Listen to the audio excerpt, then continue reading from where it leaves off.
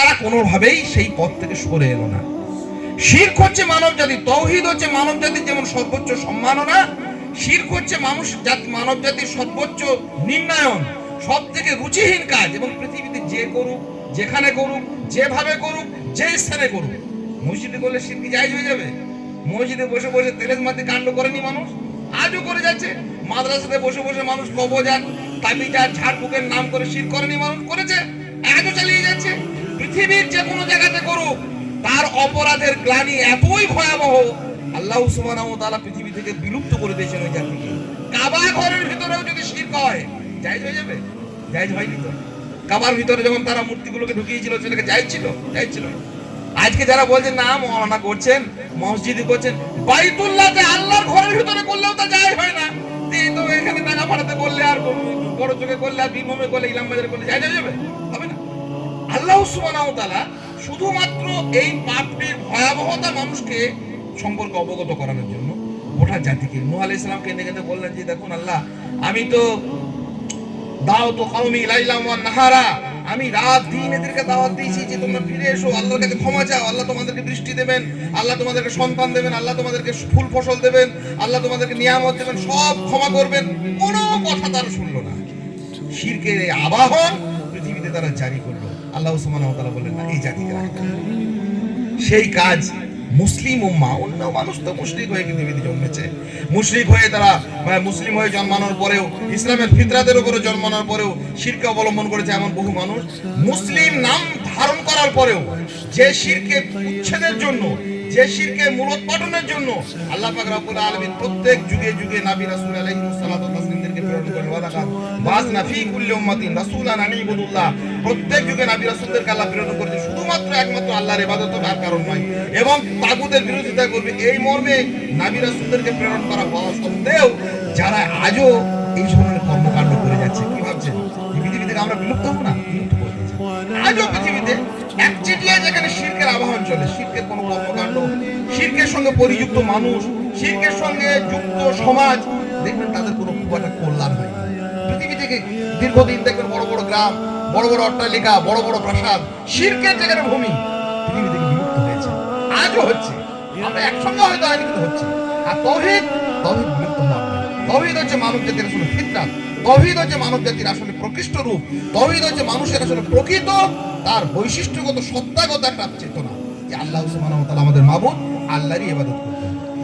আমরা প্রকারান্তরে বিভিন্ন ভাবে শিরকের যে নানান আবাহন, নানান তার দুর্গন্ধ, নানান তার বিষয়, এই নিয়ে দীর্ঘ চর্চা হয়েছে, আলোচনা হয়েছে। কিন্তু ইবলিস শয়তান খুব ভালো স্পষ্টভাবে জানে। শায়েখরা ছিলেন একটা আমাদের ইলাম বাজার মানসাতে, এনারাও থাকতেন তখন। আমরা মাঝে মাঝে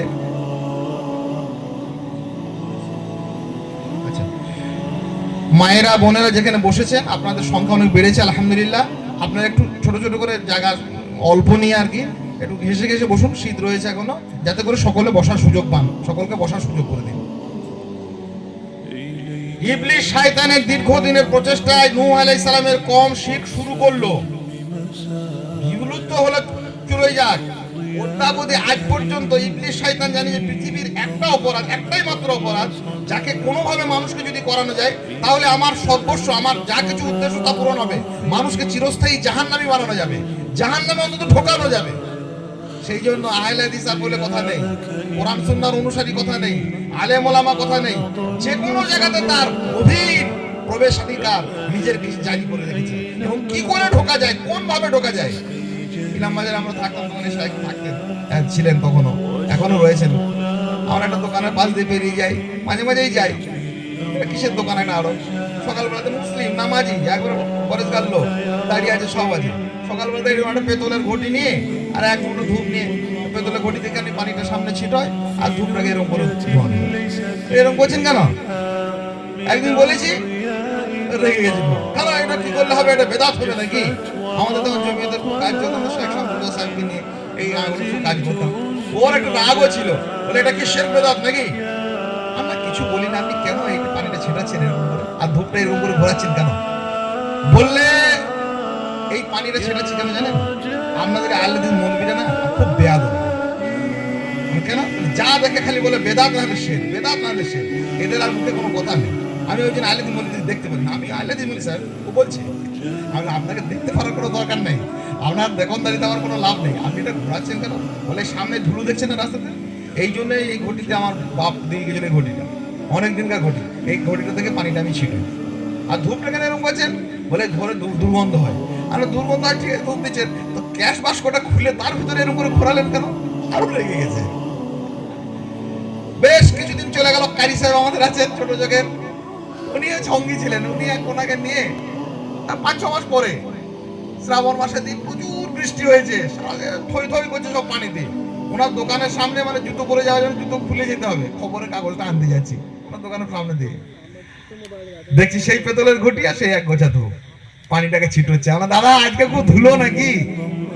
রাস্তা পানি ভাসছে, চুপ করে আছে। আমরা দাদা দোকানের সামনে প্রচন্ড ধুলো, সেই জন্য পানিটা ছিটোচ্ছে। আর শয়তান আমরাকে একদম মোহগ্রস্তাওয়াজ আলাইহিমুশ শাইতান ফানসাহুম যিকরাল্লাহ উলাইকা হিজবুশ শাইতান আলা ইন্না হিজবাশ শাইতান।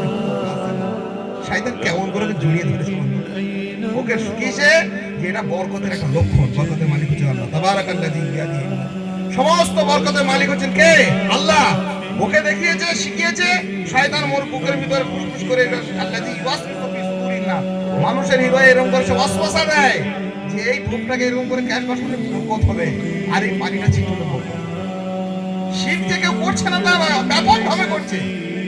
যে শিরকের দুর্গন্ধ থেকে বাঁচার জন্য, মানুষকে পরিত্রাণের জন্য যুগে যুগে নবী রাসূল এসেছেন, সেই শিরকের আখড়ায় গিয়ে মণ্ডপে চাঁদা দিয়ে ভোজের নাম করে, অনুষ্ঠানের নাম করে দাড়ি নড়িয়ে নড়িয়ে ভোজ খেয়ে চলে এলো ইলাম বাজারে আমাদের চোখের সামনে। নাউযুবিল্লাহ। আপনি বাঁচবেন না? সারা জীবন যার সঙ্গে সংঘাত করেছেন পৃথিবীর প্রত্যেকটা নবী এবং রাসূল আলাইহিমুস সালাতু ওয়াত তাসলিম, এবং শিরক থেকে বাঁচার, তাওহীদকে জীবনকে চূড়ান্ত জায়গাতে গিয়েও তাওহীদকে মুহূর্তের জন্য ভোলেননি, এটা প্রত্যেক নবী রাসূলের আখলাক ছিল। সমুদ্রে ডুবে যাচ্ছেন, তবুও ভাবছেন যে তাওহীদ থেকে যেন না সরে যায়, সেই জন্য ইউনূস আলাইহিস সালাম দোয়া করছেন লা ইলাহা ইল্লা আনতা, বলেননি যে আল্লাহ আমাকে সমুদ্র থেকে বাঁচাও, মাছের পেট থেকে বাঁচাও বলছেন না, বলছেন লা ইলাহা ইল্লাল্লাহ সুবহানাকা ইন্নী কুনতু মিনাজ জালিমিন, লা ইলাহা ইল্লা আনতা সুবহানাকা ইন্নী কুনতু মিনাজ জালিমিন। আল্লাহ তুমি ছাড়া কোনো মাবুদ নেই। আগুনের সামনে পড়তে যাচ্ছেন, ইব্রাহিম আলাইহিস সালাম কি বলছেন?